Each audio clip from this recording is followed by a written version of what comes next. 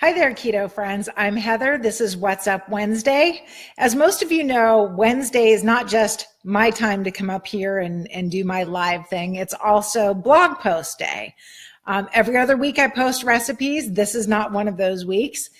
This week, I'm really kind of diving into something deeper, and I write what I know. I write what I'm experiencing, usually at the time that I'm experiencing it, and then I share it with you.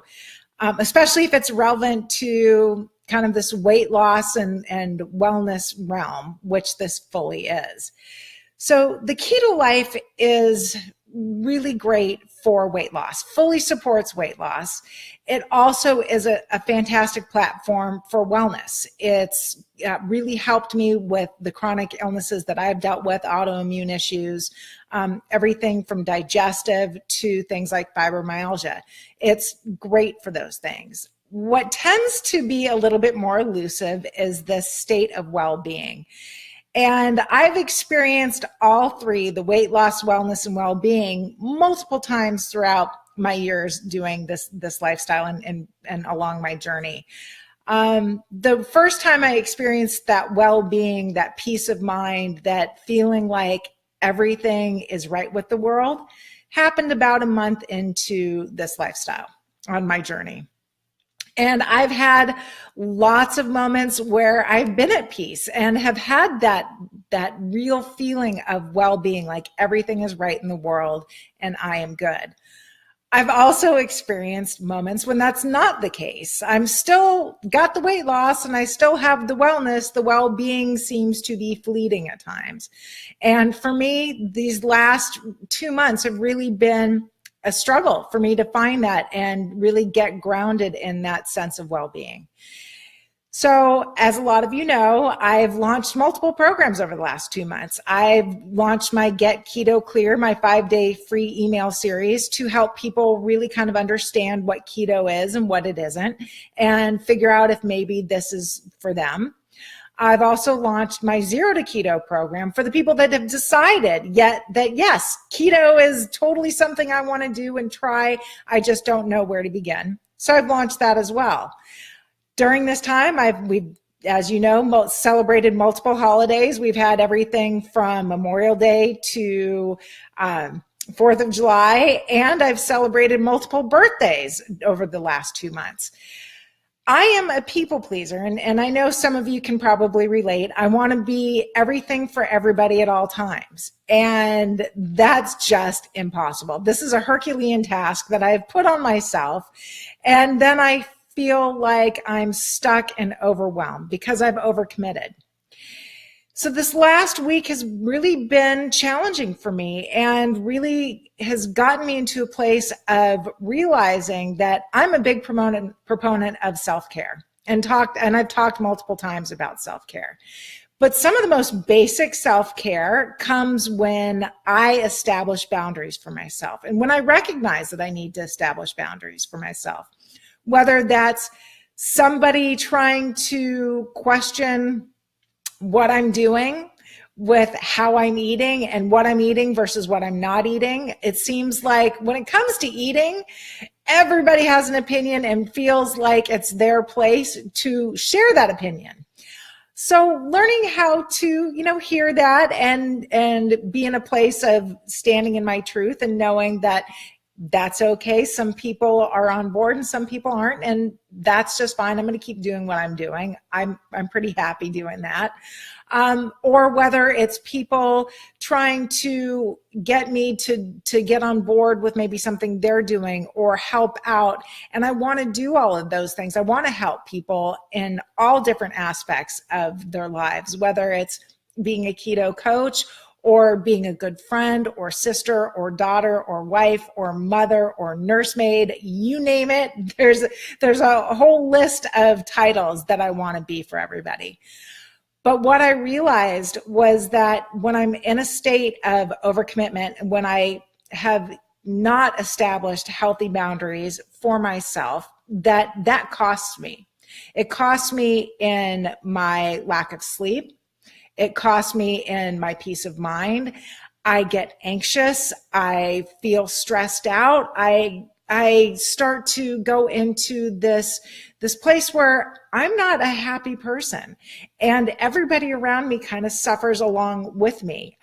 If I'm miserable, I'm going to take y'all down with me. That's unfortunately, that's the honest truth. And my family can attest to that truth.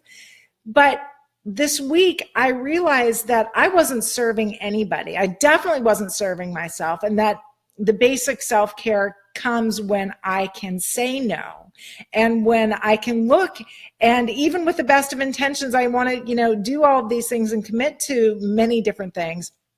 But I have to recognize what my limits are and honor those limits and honor that part in me where maybe, just maybe, saying no serves a higher purpose instead of saying yes and then being miserable and stuck in overwhelm while I'm doing it. And so what I want to say to you is that if you're starting this journey, or maybe you've already started some transformations and started making some changes, some massive changes into your life, think about self-care and the role that it plays, because weight loss is just one aspect of it, and wellness, the health and wellness, is another key.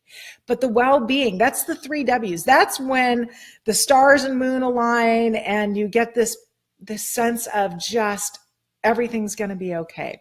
That is the most important thing above all else, at least in my book. And setting boundaries and really holding and drawing that line in the sand, saying, you know what, I can only do so much.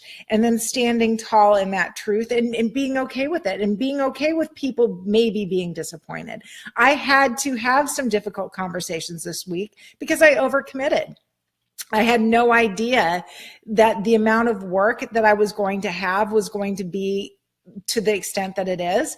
And with the best of intentions, I had scheduled some more company over. We've had lots of company over the last 2 months. And this was, I really wanted to do this. I wanted to have some of our cousins over and have a great pool day. But as we were leading up to this week, I realized that instead of being joyful and excited about this, that it just felt like one more thing to check off my to-do list. And that's not how I want to live. And that's not the life I want to have, nor is that the kind of energy I want to share with the people in my life. So I sent the text and had the difficult conversation of, I am so sorry, and I hate to disappoint you. And with me being the people pleaser, that was a big conversation, and that was a hard thing for me to do. But what I realize, and what I've realized over the last few years, is that when I'm having those uncomfortable moments and those moments of feeling like, oh, this is a little much, that's probably the thing that I need to be doing, because that means that I'm growing. That means that I'm stepping out of my comfort zone. So if you can relate to any of this, what I want to say to you is that you are enough just the way you are. You don't have to be everything for everybody at all times. Being enough for you and standing in your truth and being your own advocate and saying when you've had enough and when you need to start maybe spending a little bit more time on taking care of you. And that doesn't necessarily mean getting massage or, 8 hours of sleep or meditating or working out. Maybe that just means that you haven't overcommitted and overscheduled and then put yourself in overwhelm. So take time, think about the things that aren't feeling right. My motto is, if it's not a hell yes, then it's a hell no. And standing in that and being okay with that, that's a challenge that I deal with daily, but I'm willing to take that on because I know the cost is going to show up somewhere else in my life. So if you can relate and you feel like maybe you want more on this topic, head over to my website. It startswiththefood.com. The blog for this week talks about the 3 W's, and leave a comment and let me know where you're at. And until next week, take care and keto on, my keto warriors.